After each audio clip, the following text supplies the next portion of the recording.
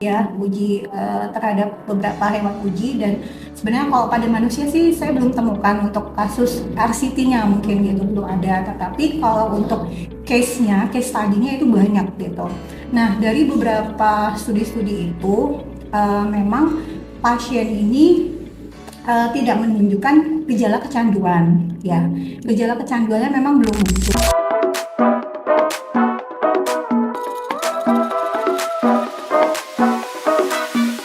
Assalamualaikum warahmatullahi wabarakatuh. Selamat datang di Sultan Podcast, solusi layanan kesehatan terdepan bersama saya, Apoteker Penny Nadila Ramadhania.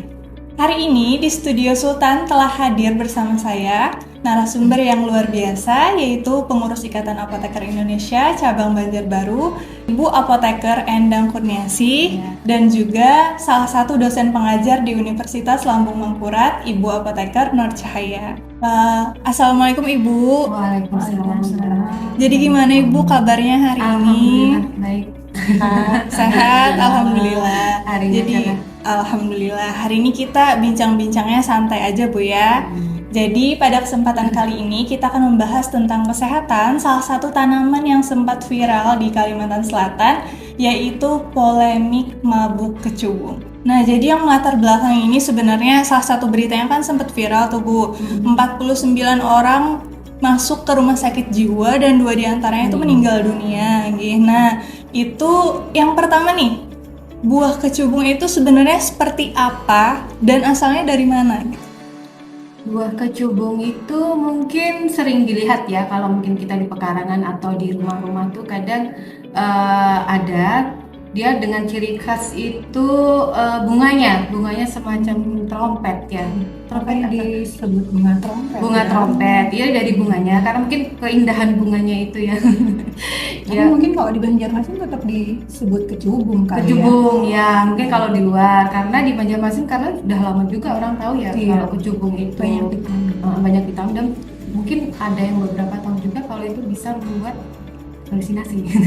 Jadi bentuknya itu seperti buah ya, kecil-kecil seperti bunganya itu ya tadi bentuknya kayak trompet gitu kan. Nah, terus dia terkenal juga memang bunganya itu ukurannya lumayan besar ya. Jadi mencolok dia kalau ditanam bunganya. Karena warnanya juga menjuntai. macam-macam gitu ya. Oh, jadi nggak selalu hijau Bu ya? Enggak, bunganya putih. Bunganya Ungu. putih, ada yang putih, ada yang ungu, Ya, cantik ada kan? yang kuning krim gitu juga ada. Itu karena bunganya cantik, jadi banyak mungkin dimakan sebagai tanaman malah hias. Karena dia mempercantik ya, mungkin pekarangan kita lebih cantik. Nah, di situ dia ada buahnya itu. Buahnya mungkin sebesar biji rambutan ya. Iya, kurang lebih seperti itu Ya, ada berduri dan warnanya hijau. Itu nanti kalau dibuka dia ada bijinya hitam. Nah, itu bijinya itu mungkin yang sering dipakai untuk disalahgunakan yang sekarang ini ya, biji-bijinya itu ya. Ya kita kurang tahu ya untuk kasus yang ada di Banjarmasin sekarang, apakah memang bijinya kah yang mereka gunakan untuk penyalahgunaan Bunganya seperti itu, atau bunganya atau daunnya. Karena apa? Karena ya memang keseluruhan dari kecubung sendiri itu memang toksik gitu. Seluruh bagiannya sampai ke akar-akarnya. Iya, makanya mungkin kita juga tunggu hasil investigasi ya sebenarnya gitu. Bagian mana gitu ya, kan sebenarnya, bagian mana yang sampai yang disalahgunakan sampai akhirnya ke rumah sakit jiwanya barengan gitu ya, kan ya. Kok timingnya baru ini dan bareng-bareng gitu loh. Iya. Ya kan timingnya tahu-tahu kiriman dari Banjarmasin, nanti dari mana ada tandangan juga ya pokoknya. Ada beberapa. Terus yang dari itu kan juga Bu nggak dikasih tahu ya bagian mananya. Cuman kayak mereka cuma dijual per biji katanya. Kayak per kapsul, entah itu kapsul atau apa, dan per bijinya lumayan 25.000. Iya. Itu ya mungkin kalau untuk ini ya penyalahgunaan tuh mungkin kadang apalagi itu remaja ya, banyak kan ya. Kan mungkin dia cari yang lebih ekonomis lah, mungkin ya, untuk pemanfaatannya hal-hal yang tidak Ibu kan beli kopi sebenarnya lebih enak gitu kali ya. Cuman dia mungkin yang biasa penyalahgunaan obat mungkin ada mungkin info-info ini loh, yang ini trennya ini loh gitu kan, dia sampai halusinasi kan. Bareng-bareng. Iya, bareng-bareng lagi. Berjamaah ya itu ya, halusinasi. Nah, terus selanjutnya ini penasarannya Bu, sebenarnya manfaat kecubung ini kalau dari secara pengobatan tradisional dan medisnya itu digunakan sebagai apa biasanya? Kalau untuk sesuai dengan fungsinya Iya. gitu sebenarnya. Untuk pengobatan untuk pemakaian ini ya kecubung itu mungkin dari daun, dari bunganya, mungkin ada yang empiris sama medis ya. Kalau untuk medis dengan dosis yang apa? Dosis terapi ya, dosis tepat itu bisa digunakan sebagai obat mual, muntah, untuk antispasme tuh nyeri apa? Otot ya, otot perut itu bisa. Kemudian dari kulitnya juga bisa digunakan obat bisul ya Bu ya, obat bisul itu untuk pemakaian luar. Nah itu secara empiris sudah digunakan mulai abad ke-10. Dan untuk ritual juga bisa. Apa namanya, pengobatan ritual kami mengusir roh halus itu mungkin di daerah India ya, karena efek halusinasi dari kecubung tersebut. Mungkin Bu Cahaya mau menambahkan? Ada tambahan Iya, Bu? memang dari beberapa literatur yang saya coba telusuri gitu kan, yang ceritanya masalah kecubung tadi ya. Jadi memang awalnya si kecubung sendiri itu sebenarnya emang udah apa ya, secara tradisional itu memang udah sering digunakan oleh masyarakat di beberapa negara.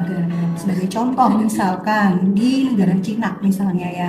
Nah di negara Cina itu mereka ternyata memanfaatkan tanaman kecubung ini untuk pengobatan luka bisul, Oh iya, bahkan kemarin juga untuk sempat kulit juga seperti itu. Kalau tidak salah itu dikenal dengan istilah mantolo gitu. Bahasa Cinanya ya. Iya, seperti itu. Nah, bahkan juga dalam pengobatan Ayurveda gitu ya, mereka juga memanfaatkan tanaman kecubung ini tidak hanya tadi untuk pengobatan obat luar, tetapi juga ternyata mereka banyak menggunakan, termasuk salah satunya adalah efek dari Halusinasi. efek halusinogennya yang dimanfaatkan untuk pengobatan seperti itu.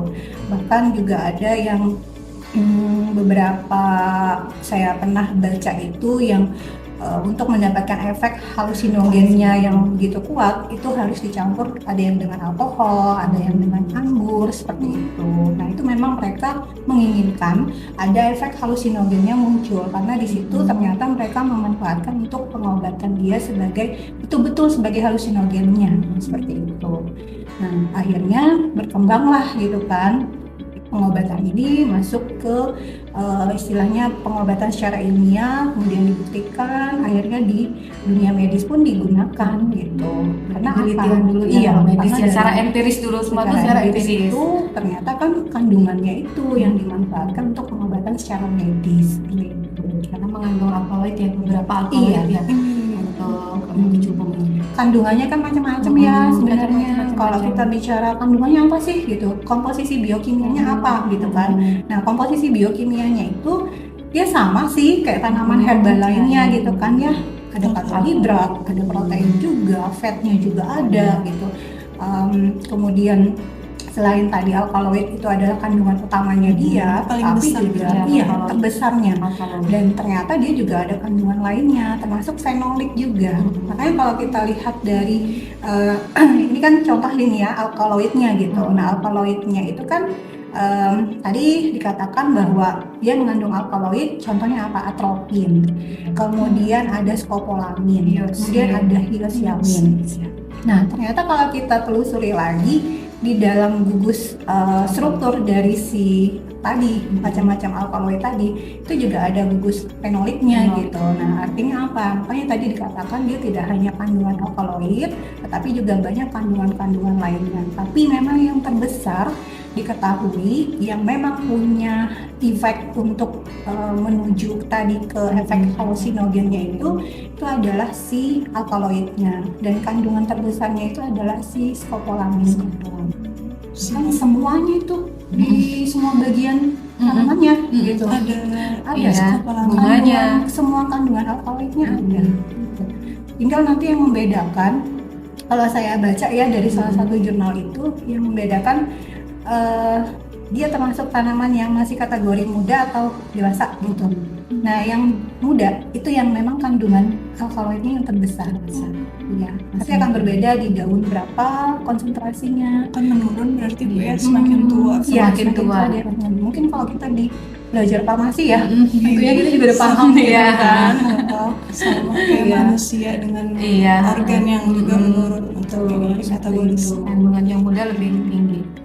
Nah, mungkin sudah terjawab juga senyawa-senyawa Iya. tadi yang sudah terkandung di dalam kecubung. Terus efek samping berkepanjangannya apa ya, Bu? Kalau misalkan nih dia udah kecanduan untuk mengkonsumsi buah kecubung tadi dari yang orang-orang tadi. Iya, mungkin gini ya, saya mungkin agak sedikit luruskan karena dari beberapa literatur yang saya coba baca, saya juga sebenarnya bertanya-tanya tuh waktu itu, ini tuh punya efek kecanduan nggak sih gitu ya? Iya. Adiktif. Ini kalau saya lihat dari beberapa jurnal yang dia melakukan uji terhadap beberapa hewan uji, dan sebenarnya kalau pada manusia sih saya belum temukan untuk kasus RCT-nya, mungkin gitu belum ada, tetapi kalau untuk case study-nya itu banyak gitu. Nah, dari beberapa studi-studi itu memang pasien ini tidak menunjukkan gejala kecanduan, ya. Gejala kecanduannya memang belum muncul seperti itu, belum muncul atau memang dia tidak menimbulkan efek kecanduan, itu kita masih belum jelas seperti itu. Tapi yang jelas tadi karena dia punya efek sebagai halusinogen, yang jelas dampak itulah yang akhirnya menimbulkan efek samping yang bisa jadi tadi akan muncul efek halusinasi dan lain-lain seperti itu.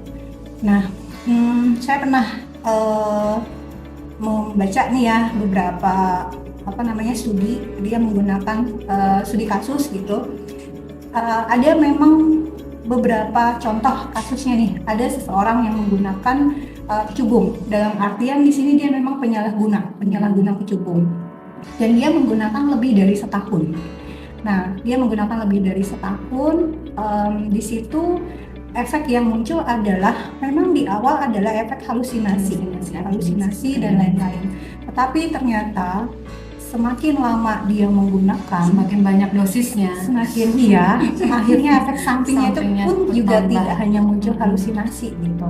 Apa contohnya? Rasakan saraf. Iya, salah satunya itu juga. Kemudian terjadi juga terkait dengan hidrosis pada bagian pupil mata dan seperti itu.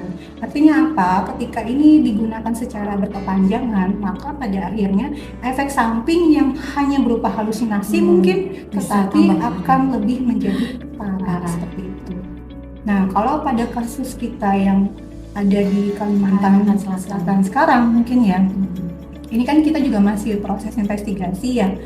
Nah, itu kemarin kan kasus ada yang sampai meninggal. Iya, 2 orang. Mungkin Iya. karena ini ya denyut jantungnya dia kan Iya, pengaruh nah, juga kan ini ke kan kita juga nggak denyut tahu jantungnya gitu. dia. Apakah dia memang menggunakan dengan dosis berlebih Iya. atau seperti apa? Atau mungkin dioplos juga dengan Nah, itu lebih apa parah itu lagi, gitu ya kan. masih investigasi Iya. ya kita ya, jadi belum bisa Betul. menyimpulkan ini. Soalnya ada beritanya juga yang katanya dicampur sama yang lain gitu Ya, kan, Bu. itu mungkin nggak Iya. cuma buah. Nah, ini dia kan tadi kan salah satunya kan side effect-nya itu kan dia mensupres ya depresi dari sistem pernapasannya kita gitu kan. Nah, ketika saya juga sempat membaca nih interaksi apa sih yang mungkin muncul ketika si kecubung ini digunakan bersamaan. Contoh misalkan pada penggunaan alkohol secara bersamaan. Sama, pada akhirnya dia supres dari sistem saraf pusat, kemudian juga depresi dari sistem pernapasan, ya seperti itu. Makanya akhirnya muncul kondisi koma atau kematian. Sampai ada yang meninggal kan Mbak kemarin. Kan kalau misalnya nih ya, kita nggak tahu nih yang tadinya katanya pil putih tadi Ya, gitu kan. itu. Kalau kita selidik kan kalau bicara pil putih itu katanya adalah pil jenit gitu Itu kan. kan isinya kan isoprodol, golongan Iya. narkotika. Itu. Tambah lagi narkotika gimana Belum lagi jadinya? kalau misalkan di dalam tablet itu memang ada kandungan misalnya golongan benzodiazepin aja gitu kan. Nah, sama interaksinya juga nih dengan si alkaloidnya tadi. Akhirnya ke situ Tambah gitu. Semakin banyak interaksi. Iya, nah ini sih kita yang masih belum tahu Iya, gitu ya belum sejauh hasil mana apakah investigasi memang dulu. kecubung ini memang seperti itu cara pemakaiannya mereka atau seperti apa. Yang jelas mungkin di sini kita hanya sekedar memberikan informasi terkait kecubungnya dulu Iya, gitu kan. kejadian. Untuk yang kasus di sini masih menunggu hasil investigasi. Investigasi. Iya. Oke. Terus nih misalkan bukan buah kecubung ini salah satu efek yang dimaukan dari penyalahgunaannya kan adalah halusinasi dan membuat bisa jadi tidak sadarkan diri. Nah, kalau dalam kasusnya seperti itu, apakah haram untuk dikonsumsi oleh umat Islam? Nah, kalau dilihat dari dalil ya, mungkin saya pernah dengar, saya juga bukan ini ya, ahli ini, bisa menyimpulkan dari sesuatu yang memabukkan ya Bu ya. Iya. Sesuatu yang memabukkan itu di Islam dinyatakan haram ya. Seperti kecubung ini kan dia nggak memabukkan lagi ya, sampai halusinasi seperti itu kan ya. Ya mungkin bisa disebut haram juga ya Bu ya. Iya, Ibu gimana? saya setuju. Jadi kalau kita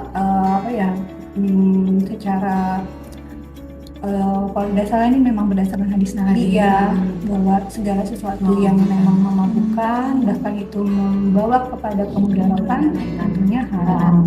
Gitu. Lebih banyak mudaratnya Bu ya, kalau memang harus dibandingkan gitu.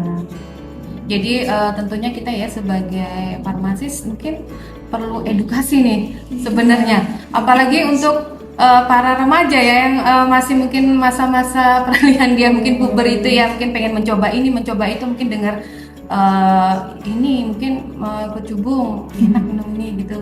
Apalagi Gitu dengan ya media sosial. ya media sosial kayak gitu kan mungkin, atau ada dengan melihat ini malah penasaran, mereka yang nggak tahu malah tahu kan.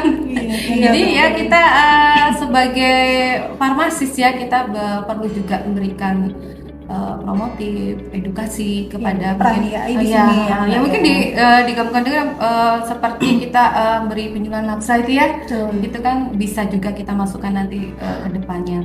Setelah tahu ada kejadian seperti ini, mungkin banyak remaja-remaja mungkin masih mau trial gitu ya. Semoga tidak ada lagi. Iya, semoga tidak ada lagi. Trial. Nah, terus ini penanganannya nih Bu, kalau emang sudah terjadi seperti ini, penanganan yang tepat dalam permasalahan polemik mabuk kecubung ini seperti apa kalau sudah terjadi?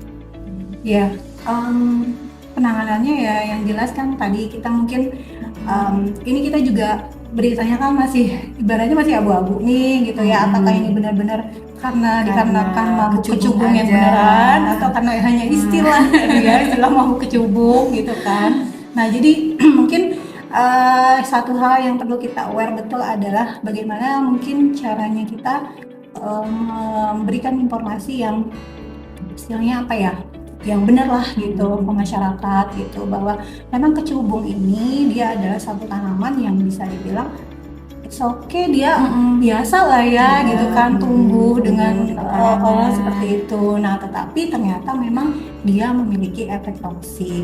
Nah efek toksiknya inilah yang tadi kita coba sampaikan, bahwa kita perlu hati-hati betul karena apa, penyalahgunaan untuk tadi pemanfaatan dari efek toksiknya itu yang kita tidak inginkan seperti itu.